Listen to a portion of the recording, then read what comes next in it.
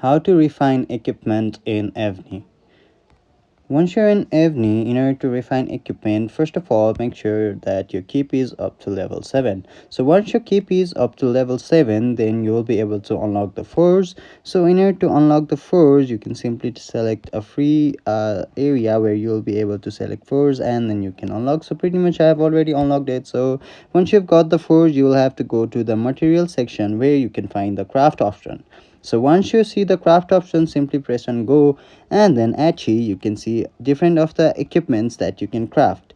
That are your materials that you'll need to craft in order to refine your equipment. So here at the top right section, you will be able to see the refine section. Simply press there. So if you press on this info section, there you will be helped with equipment refining. The equipment refining can be done with gold and refining stones, so it will require some gold if you are gonna do it. Also, you can refine it through the gems if you've got sufficient gems. So you'll need refining stones as well as some refining golds. You can use the refining golds in order to craft those equipment. So if you want to refine any of the equipment, then you'll have to meet such requirement in the refine section.